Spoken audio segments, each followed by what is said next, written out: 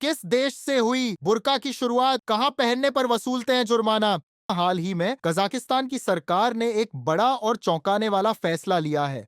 एक मुस्लिम देश होने के बावजूद कजाकिस्तान के राष्ट्रपति कासिम जोमार्ट टोकाएव ने बुर्का और हिजाब पहनने पर सार्वजनिक स्थानों पर प्रतिबंध लगा दिया है। यह फैसला इसलिए और चौंकाने वाला है क्योंकि कजाकिस्तान की करीब 70% आबादी मुस्लिम है। इसके बाद वहां ईसाई धर्म के लोग हैं जिनकी आबादी 25% के करीब है। इसके अलावा वहां कुछ लोग बौद्ध, यहूदी, बहाए, हिंदू धर्म से आते हैं। अब सवाल आता है कि बुर्का की शुरुआत कहां से हुई। सबसे पहले तो जान लीजिए कि बुर्का एक अरबी शब्द है जिसका उपयोग पहले जानवरों को सर्दी से बचाने वाले कपड़े या महिलाओं के शॉल के लिए किया जाता था। इतिहासकारों के अनुसार सबसे पहले बुर्का ईरान, पर्शिया में पहना गया था। वहां से यह इस्लामी संस्कृति का हिस्सा बनता चला गया। हालांकि इस्लामिक धर्म ग्रंथों में बुर्का की जगह हिजाब शब्द का इस्तेमाल किया गया है जिसका मतलब होता है पर्दा या ढकने की क्रिया।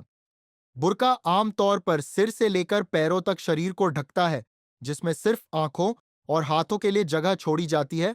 इसे आमतौर पर काले रंग के हल्के कपड़े से बनाया जाता है।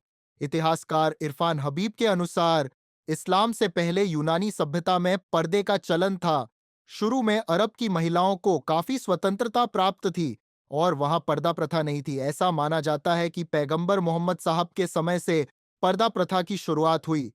कजाकिस्तान ऐसा पहला मुस्लिम देश नहीं है जिसने बुर्का या हिजाब पर पाबंदी लगाई हो। इससे पहले अल्जीरिया, तुनिशिया, तजाकिस्तान, तुर्कमेनिस्तान, उज्बेकिस्तान और चाड जैसे मुस्लिम देशों ने भी बुर्का पर प्रतिबंध लगा रखा है। इन देशों का कहना है कि यह प्रतिबंध सुरक्षा कारणों और धार्मिक कट्टरता को रोकने के लिए लगाया गया है। फ्रांस ऐसा पहला यूरोपीय देश था जिसने सार्वजनिक स्थानों पर बुर्का पहनने पर रोक लगाई थी। सबसे पहले 2004 में फ्रांस ने स्कूलों में धार्मिक प्रतीकों को बैन किया। फिर 2011 में चेहरे को पूरी तरह ढकने वाले कपड़ों पर प्रतिबंध लगाया गया। फ्रांस में बुर्का पहनने पर 150 यूरो का जुर्माना है और किसी महिला को जबरदस्ती बुर्का पहनाने पर 30,000 यूरो तक का जुर्माना लगाया जा सकता है। स्विट्जरलैंड में भी मार्च 2021 में ऐसा कानून पास हुआ जिसमें सार्वजनिक जगहों पर बुर्का और नकाब पहनने पर रोक लगाई गई।